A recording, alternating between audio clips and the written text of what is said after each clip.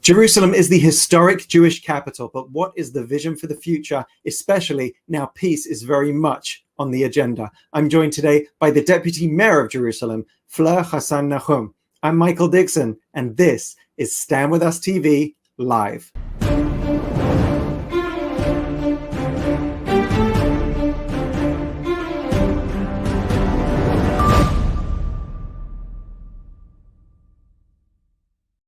Hello and welcome to Stand With Us Live, coming to you today from Israel. As you know, Stand With Us is working around the clock, supporting Israel and fighting anti-Semitism. Thank you for joining us today. We have another great show for you. Coming up, I'll be joined by the Deputy Mayor of Jerusalem.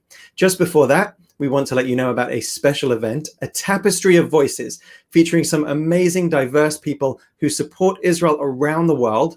Save the date for September the 9th. It'll be screened live on Stand With Us TV. Now, today's show is streaming all across Stand With Us digital platforms, and it's never been easier to get involved. You can post a comment during the show, and it'll come up on the screen whether you're watching on Facebook or YouTube or Twitter or across our other platforms or live on www.standwithus.tv. You can also post questions in the comments to be asked live to our guest, so please get interactive with us. And don't forget that if you love the work of Stand With Us and you want to support it, you can do so at standwithus.com/donate. Now, my guest today is nothing short of a superwoman. She grew up in Gibraltar in a proud Jewish family and is a trained lawyer who made Israel her home in 2001. And now, as Jerusalem's deputy mayor, she's made it her mission to advance women's rights and economic development in the capital while assisting marginalized populations in the city that she loves so dearly. Joining us live from Jerusalem, it's my absolute pleasure to welcome Fleur Hassan-Nahoum. Fleur, thank you so much for being with us. How are you doing? I'm great, thank you. How are you? I'm doing good. Now tell me, how have you and your family been doing through these crazy few months? Oh my God. Well, they've been seeing a lot more of me. I'm not sure that's good or bad.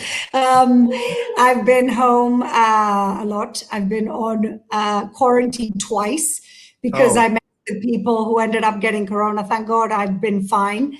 But yeah, it's not been easy, but I'm trying to take every day as it comes, and I'm trying to utilize more being at home, doing much more online, doing much more Zooms. And when I have to, of course, I meet people face to face. I always prefer to meet people face to face, but we always have to be very careful until we get back to normal. But it's been busy in good ways and not good ways. We've been dealing with the crisis in Jerusalem, which has been very badly hit, both in terms of numbers of people getting sick and also in terms of economic devastation as a result of the corona. So there's lots and lots of work to do. Absolutely, and we wish you well with all of that. So much to talk about today. First off, we had some amazing news break out at the end of last week when it was announced that Israel and the United Arab Emirates will be signing a peace agreement. Now, you're deputy mayor of the capital of Jerusalem. What's your official response to that?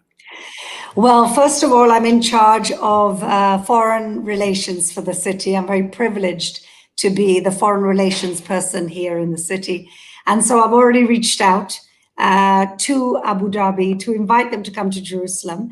I'm also very proud to say and announce that I'm the co-founder of the Israel Gulf Business Council, which we set up a month ago, even before we knew that this was going to happen, because we already knew that something was happening.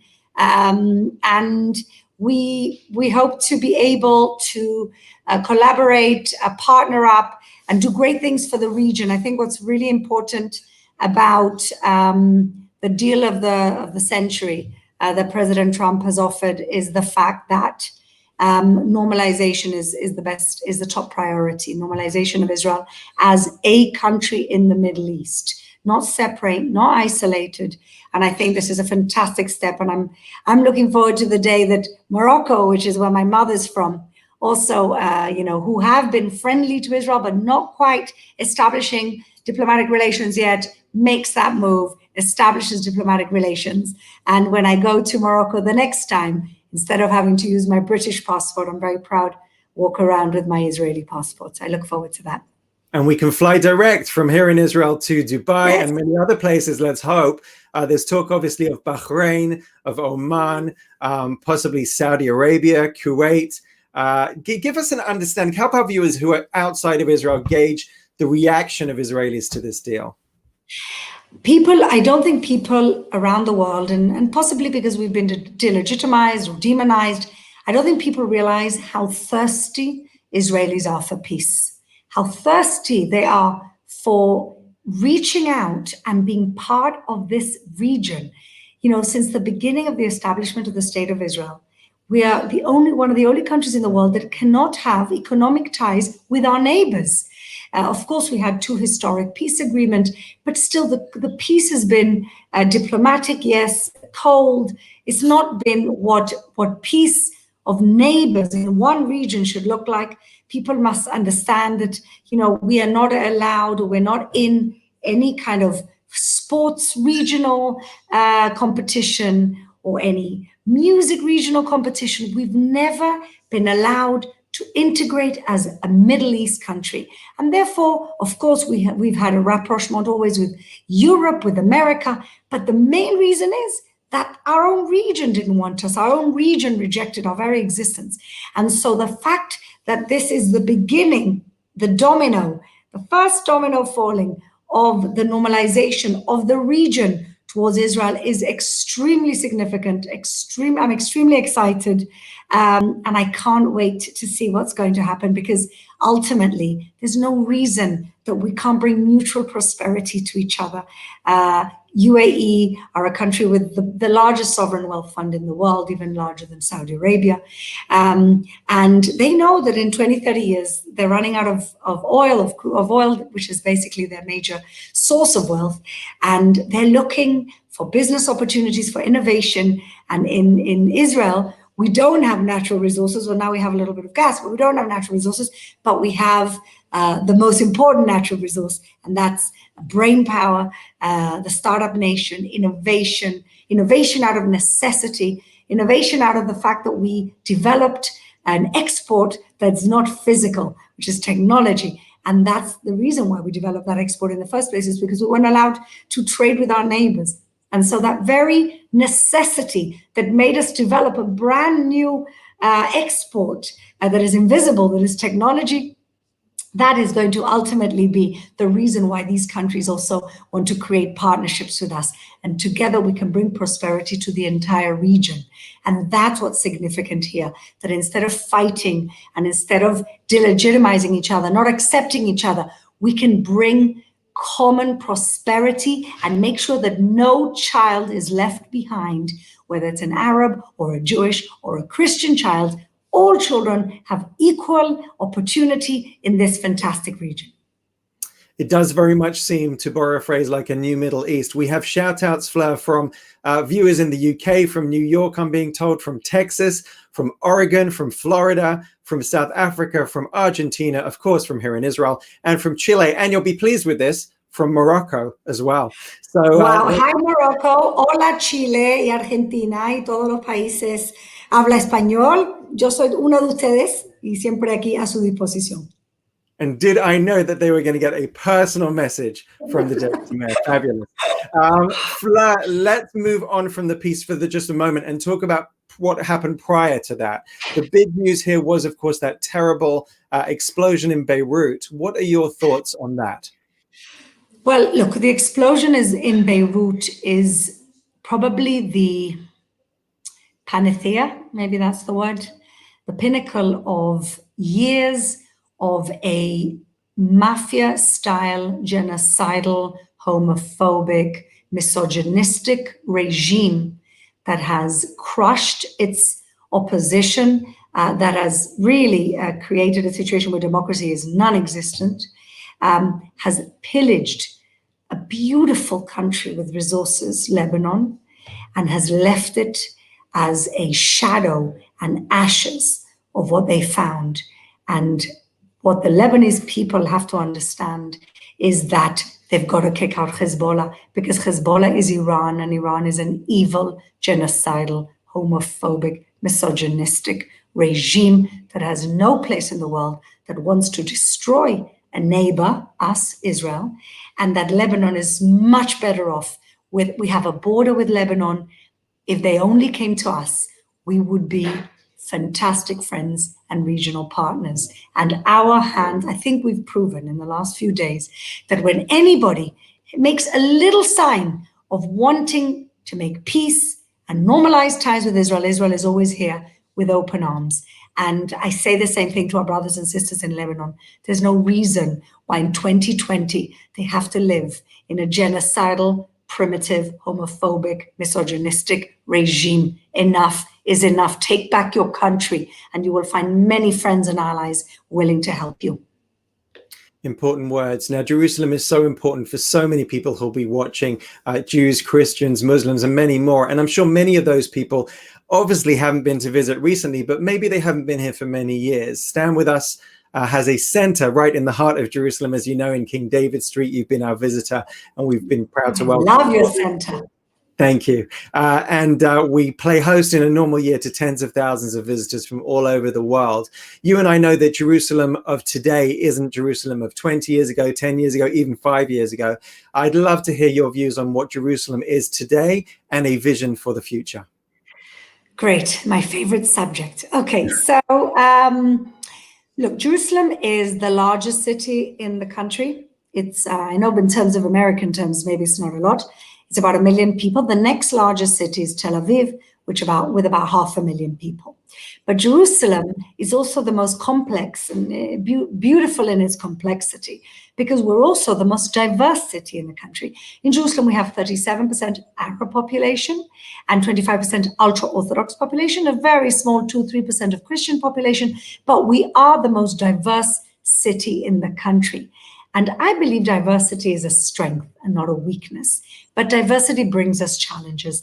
And the challenges are that both the ultra-Orthodox community and the Arab community live in poverty in very large numbers, mainly because of the cultural and religious traditional nature of these communities.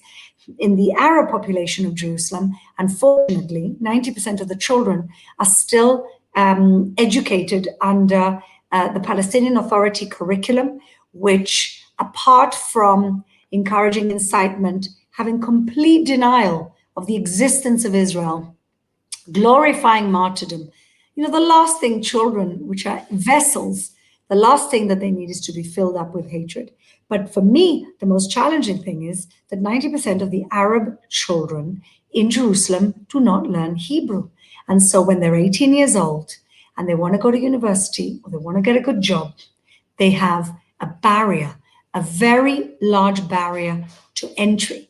And what we're trying to do at the moment in Jerusalem is trying to eliminate that barrier, try and bring Hebrew into their schools, and try and push people to and create a situation where the educational system is moved to the Arab-Israeli educational system, which is the curriculum in Arabic, but with Hebrew as a second language. And this will open up opportunity. At the moment, what we have is the Palestinian Authority still imposing their will on the residents, my constituents of East Jerusalem, in order to create a situation where there's institutionalized poverty and they're always needing and they're always angry. And this is a situation that we want to end. We want to bring good education, good opportunity. We're working very hard on this. We're putting together a huge curriculum for Hebrew. We are doing it together with universities and colleges as a preparatory year, and we will solve this problem. And the Arab population in East Jerusalem are willing and want to work with us and want to remain. The ones that I've spoken to anyway are happy for the city to remain united. With the ultra-Orthodox, we have other challenges there. The situation also with education, to teach core curriculum to boys, girls learn core curriculum. And this is something, again, that we're trying to work with leaders, and we're trying to work with alternative educational systems that can educate these children in order to have better opportunity in life. Because those two populations are the poorest in the country and they live in our largest numbers, we have a big problem in the city with productivity. And these are the things that we fight for every day. Why is this important? It's important because in the entire state of Israel, the demography of Jerusalem today will mirror the future demography of the state of Israel, which means that in Jerusalem, we will develop the template, the models for a shared society of the future and prosperity for all the sectors of the city. I believe in peace, in shared society and in coexistence through economic development. You can't have a conversation with somebody who's hungry about coexistence. But when you provide opportunity to all these sectors of the city, when you provide proper education, then we can only go up from here. And I've got a lot of optimism because I talk to the leaders of the ultra-Orthodox and the Arab community every day, and they're all engaged and willing to be partners in this development of our beautiful city. So that's in terms of our minorities. We have a lot of assets in our city. We have the best university in the country. We have the best design school in the country. We have 60 museums. We really have here, we're a cultural and intellectual center of the country, whatever way you look at it. And so those assets are assets that I work very, very hard every day to create bridges between the demand and the need of the poorer populations with the opportunity of the assets that this city has. And building those bridges is what we try and do here every day, using our advantages in order to push up these other populations. And the Startup Nation is ready. In any given year, we are 10,000 engineers short in this country. And then you have these two populations. These are smart people in these both communities, in the ultra-Orthodox community and also in the Arab community. These are smart people that need and want the opportunity to reach their potential. And I see every child as wanting and willing to reach their potential. And of course, we have political issues with the Palestinian Authority, the Turkish government, UNRWA, everybody trying to bring us down and not let these children enjoy the prosperity of the startup nation. And I spend my day breaking down these barriers and creating the bridges so that everybody has the sense of opportunity. I want to make very clear, in Jerusalem, everybody has the same rights. The Arab population have the same rights and everybody. The ultra-Orthodox Jews have the same rights as everybody. But what we are working towards is equal opportunity. Equal opportunity is what the next stage is in creating a shared society. And I'm very optimistic because I believe that, like I said earlier, we're not just creating a shared society for Jerusalem, we're not just creating a shared society for Israel, but we're creating a shared society for the region, because our Arabs of East Jerusalem are going to be a very important part of the bridge between Israel and the UAE, between Israel and other Gulf states. My vision is that East Jerusalem, where our Arab population is, will become the innovation back office to the Gulf, to the Middle East. Why not?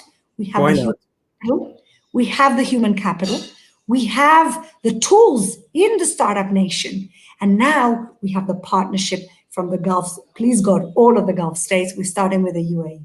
And so I see a very, very optimistic future. And I believe that people ultimately, whoever you are, you want to raise your family in peace. You want to bring food to the table to your children. Most people want what everybody else wants. They want a good life. They want their children to be happy. They want opportunity for everybody. And if we can deliver that in a real sense to the entire country and all the sectors of society, then that will bring peace. I'm convinced of it. And this is why Jerusalem is so important in this story. Of course, Jerusalem is also important in the sense of how Jews get along with Jews, which is also not so easy. But again, how do we create a shared society where part of the society is secular and part of the society are religious? What does Shabbat, the holy day, look like when you have secular, Arab, tourist? What does it look like when we're all willing to accept that everybody is here to stay? You know, the most important thing is everybody goes, you know, every sector goes to bed thinking, oh, we're going to wake up in the morning and they're going to be gone. And we're going to wake up in the morning and they're going to be gone. I've got news. Nobody's going anywhere. And so we only have one way forward, and that is to develop the models for a shared society. And that is what Jerusalem is doing. There is a famous expression in Hebrew, Mitzion titzeh Torah, from Zion we will have Torah. But what does Torah mean? Torah means any methodology, any learning, any teaching that'll advance society. And so I see our social innovation here in the city, our educational innovation here in the city, as well, of course, as our technological innovation here in the city, as Zion putting out Torah in every different way. Fleur, you have so many people who are sharing your vision and applauding it. Thousands of people tuning in here on Stand With Us TV Live. We have greetings to you from Brazil, from Panama, from Vienna, Bratislava, Fiji, Ireland, San Francisco, Michigan, Oklahoma, and your home community of Gibraltar is very proud of you. They're in the house as well. I thought you'd be pleased about that. We also have people watching from Pakistan, by the way. So welcome, Pakistan. I hope you guys are next. Yep, the winds of peace blowing through the region. It's time to make peace with Israel. Now, as a high-profile voice for Israel, I know you see a high degree of anti-Israel sentiment online and in other places, obviously on campus, as we deal with Stand With Us as well, out across the world. Can I ask you for your opinion, your reflections on anti-Israel BDS activity? You know, I'm actually very torn about this. I have to say, I went to university. This will give away my age, but it's not a secret. So I went to university in 1992 to 95. That was my first degree. I studied in King's College in London. I'm a lawyer by profession. And I was the president of the Jewish Society there. Surprise, surprise. You know, when you're a politician, you became a politician when you were 10 years old. Anyway, and there was always a little bit of anti-Israel sentiment, but nothing like what there is today. And that's why I admire so much the work of Stand With Us, Michael, as you know, because I've told you many times, and I help you whenever I can, because I feel bad for the students who on campus are having to face this atmosphere every single day, and they're given the terrible choice that either you're pro-Israel or you're pro-human rights. And you can't be both. You can't be both, which is of course ridiculous. It's infamy, and it's slander, it's libel, it's everything you want. But that is the choice the students are being given every day. You can't be both. And that to me is so sad, because I really think we lose so many of our kids who under social pressure, who under pressure to fit in, academic pressure from the professors, are not allowed to say out loud proudly, I'm a Zionist. What is a Zionist? What does Zionism mean? Zionism means that you support the self-determination of the Jewish people in our ancestral homeland. So all these anti-Zionist people are saying everybody deserves self-determination except the Jews. And then you're telling me you're not an anti-Semite if you're anti-Zionist? Of course you are. You're singling out one country or one people. Jewish people are a people, we're a religion, and now we have a country. And so all of these things are interconnected. And so on the one hand, I'm torn because I think to myself, maybe fighting it so hard, we're giving oxygen to it. But on the other hand, if we keep our mouths shut and we don't go full on fighting it, we're letting down our kids. We're letting down those wonderful young men and women that go to university and they're proud of who they are, and then they're made to feel ashamed of who they are. And so we have to make sure that everybody knows, all our young people know, that they are proud of a long history, an amazing people, the only people in the entire planet that solved their own refugee crisis after a genocide against our people. Not just that, we built a homeland that not just supports ourselves, but brings so much know-how and knowledge and so much light onto the nations. And this is something that we have to be so proud of. For me, the thing that hurts me the most is young Jewish people who, instead of being proud of their heritage and their people and the fact that we punch so much above our weight, that they're made to feel and hide in a corner. And this to me is very, very depressing. And at the same time, it gives me the motivation to make sure that people are just be proud of who you are. I'm not saying that Israel's perfect. Israel's not perfect. There's lots of things that we can improve. These are the things I'm doing. I'm trying to improve things that are not perfect. Many politicians in this country are doing the same. Many leaders of social welfare organizations, we're all trying to make things better. We know things are not perfect. We know we can do better. But ultimately, the most important thing is to be tall and proud of who we are, because we are a special band of people who have survived incredible history, and we're still here to tell the story, and we're still here trying to bring light into the world. And that, and if you're going to criticize Israel from the point of view of criticizing your brother or your sister. You know, I have 4 kids. You may have seen them walk around behind me. I also have a dog. I have 4 kids. And I also say to my kids, you know, when you're home, you want to fight with your sibling, okay. But when you're out and you're out of the house, you have each other's backs. And so I expect the same thing for every Jewish person. You can criticize us at home. You can criticize Israel. You can criticize Israel from a point of strength and pride. But don't demean us. Don't demean your own people, because all you're doing is demeaning yourself. And that's the message. Yes, and I should point out here that at Stand With Us, we have our high school interns that we educate before they get onto campus, and our Emerson Fellows in campuses across the US, Canada, Britain, Brazil, and student activists all around the world who really are wanting to be empowered and to make that leap to stand up and influence others and educate others. And while we're talking about education, I'll mention, since we are with the Deputy Mayor of Jerusalem, this booklet here, I will show it to the camera, Jerusalem 10 Essential Facts, which you can get from StandWithUs.com, along with all of our educational resources. So much misinformation goes around. This will give you factual information about Jerusalem at your fingertips. So you can get that from StandWithUs.com. We have questions from our audience, Fleur, and our first one comes from Zach in Chicago. He says, your father was a high-profile politician in Gibraltar. Did that influence your decision at all to go into politics? And can you tell us about your upbringing? Thank you, Zach. Yes, listen, I always say to be a politician, you either have to be a little cuckoo or you saw it at home. So I must be a little bit of both. I think that most people don't think about going into politics. But I think that if you saw it at home, you're more likely to think about it. And I had the privilege to be raised by a father who was the person who basically brought democracy to Gibraltar, which was a little colony at the time, post-war, with zero autonomy, zero self-determination.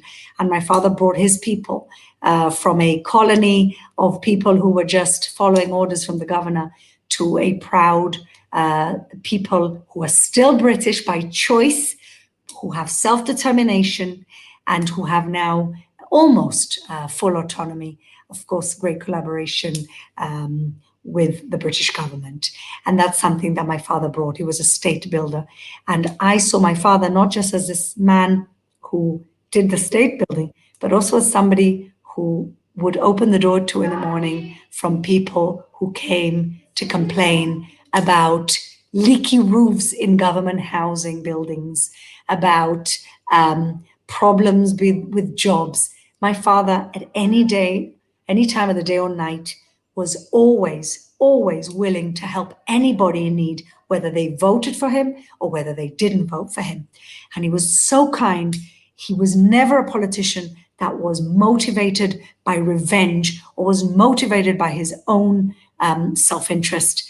And that's something that is very rare. And so my idea of a politician, I have very high standards because of my father and because of who he was. And until today, he's somebody who's revered and loved in Gibraltar, and people still talk about him. And so I was raised in that home. I always say to people that most parents, you know, when they raise their children, they tell their children how special they are.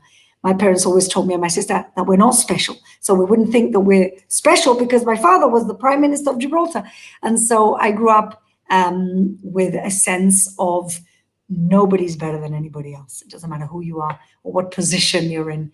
And so it's that inspiration and it's those lessons that I learned from my father that motivated me to get into politics. I never sought for it.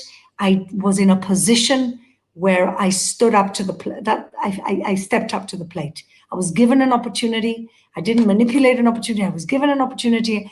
And I thought that was my moment to step up to the plate and do the best I could for my city, my country, my people. And as long as people still want me here, because I seem to get re-elected. They do. Believe me, they do. I imagine that Judaism and Israel were very central to your home. Yes. It's very interesting what my father, unfortunately, he was much older than my mother. He passed away 22 years ago when I was only 23. And then when he died, I was clearing out his office for a whole summer, and I found a letter from him sent to a friend in like 1947, why he had decided he was a Zionist. In those days, you had to make the decision. Are you with the Zionist movement or are you not? Many people weren't. And I have a letter from my father explaining why he was a Zionist. So special to me that after that, that I get to be here and I get to serve my people in the state of Israel. And my biggest sadness is that he never get to see it, but I feel him all the time, and I feel he still inspires me and directs me. And you are, of course, an incredible source of nachat, of pride to your family. More questions from our audience. George is in Istanbul. He says, how do you hope to advance women's rights, both in Jerusalem and in Israel as a whole? That's a great question. Today, in fact, I was in East Jerusalem with some Arab colleagues there. Because of the situation that we have in East Jerusalem with the lack of Hebrew, the government of Israel and the municipality decided a few years ago to encourage and invest in entrepreneurship. You give a woman a small loan, she brings you back an income. And that's exactly what we're doing in East Jerusalem with Arab women. We're doing it with ultra-Orthodox women. We're doing it with all women. But I'm very particularly proud of the Arab Women Initiative because there's a lot of barriers, traditional and religious barriers that they had to go through to say, I want to run my own business. And I, again, my same vision of peace through economic development and opportunity is my same vision for women. A woman will be empowered when she has her own control over her life. And how do you have your own control over your life? When you have your own income. And this is crucial. It's the same philosophy that I use for peacemaking in general. And so women have to be empowered, not just to speak out, but to be able to be independent in every sense of the word. And we're doing that here in every single community. And I have even something more to say. If you look at what's going on in Beirut today, what you see is that the movement going against Hezbollah, the movement going for freedom and real democracy is coming from women. Women are the change makers because women are not just for themselves. Women are for their children. Women influence their husbands. Women influence their community. And so women are the natural change agents everywhere. And this is why we focus with the entrepreneurship program on women in East Jerusalem, because women are the change makers. Another question for you, Fleur. This is from Daniel in Miami. He's saying, what is your message to countries who are considering moving their embassies to Jerusalem or those who've not made that decision yet? I was lucky enough to be present at the opening of the embassy in Jerusalem, and what a moment that was. And it just felt natural and right. So what's your message to other countries at this moment? So I want to say this. I think every sovereign country has the right to choose its own capital. And there's no reason why Israel can't choose its own capital and can't choose the capital that it's had for 2,500 years. King David made Jerusalem the capital of his kingdom 2,500 years ago. Why did he do that? Why did he pick Jerusalem? I'll tell you. Because Jerusalem was a plot of land, territory, that didn't belong to any of the tribes. It was in the border of Judah, the border of Benjamin, but this particular area didn't belong to any tribe. So what does it mean? It means that the DNA of Jerusalem is the DNA of diversity. It's the DNA of a place where everybody can come and gather. That's our DNA. So the fact that Jerusalem is the capital of the state of Israel doesn't just say to all the Jews in the world, this is your capital. This is the home, the heart, and soul of the Jewish people for over 2,500 years.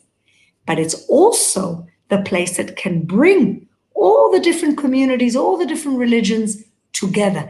And the only guarantee of a free, sovereign, and a place with freedom of worship for Christians and Muslims is if it remains under Israeli sovereignty. The Americans have seen this, and the Americans made that move, as you say. It was a fantastic day for all of us. They confirmed what we already knew, that Jerusalem is the heart and soul, the capital of the Jewish people and the state of Israel. And so anybody who thinks that moving their embassy to Jerusalem impedes peace is wrong, because in any future peace deal that you can imagine, Jerusalem will always remain the eternal, undivided capital of the state of Israel and the Jewish people. And so what we say is, come in, welcome, be part of this, and don't talk about divisions and don't talk about impeding peace. Peace will come from Jerusalem. And so moving the embassy, look what happened. They moved the embassy 2 years later. We have peace with the UAE. It's not impeding peace, it's encouraging peace. It's standing proud and strong and saying, we have the right to choose our own capital. This is the capital of peace. That's what Jerusalem means. Yireh Shalem, Yerushalayim. You will see completeness, wholeness. That is the name of Jerusalem. Its destiny and its purpose is to bring that about. And we will only do that when people recognize that this is our capital. And so not only am I hopeful that people will come to Jerusalem, I am actively promoting that, and I'm developing, please God, within the next year or two, an embassy district so that people who come to Jerusalem know where to set up shop. You heard it here first, ladies and gentlemen, an embassy district. So if your country does not yet have its embassy in Jerusalem, you better start writing to your elected representatives, because the Deputy Mayor of Jerusalem has an embassy district going to be ready for them. Before we close, Fleur, I wonder if you have a message for our Stand With Us supporters and activists who are watching from around the world. First of all, Michael, I want to thank you for your leadership. You guys work tirelessly, and all your team behind you, everybody knows who they are. You work tirelessly, day and night, to put out the message, and it's always positive. And Michael, I know how many Arab followers you have, and I know how Stand With Us is so popular in the Arab world. And the reason is because we have a message of hope and a message of peace. We're offering people optimism. I'm an optimist, and I say that a politician who's not an optimist has no place in leadership, because leadership has to project optimism and a better future. And so what we have here is Israel and Jerusalem opening their arms wide. You don't agree with us? That's okay. You don't have to delegitimize us. We can talk about it. We can have a conversation. Nobody has to agree, but we have to be respectful, accepting of each other, and accepting that the Jewish people, like every other people in the world, have a right to their own homeland and have a right to live in peace and security. And we will ensure that all our neighbors around us have that same right.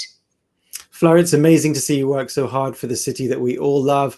And thank you for being such an amazingly powerful and strong voice representing Israel to the world. Our thanks to Fleur Hassan-Nahoum, the Deputy Mayor of Jerusalem, for joining us today. Thank you.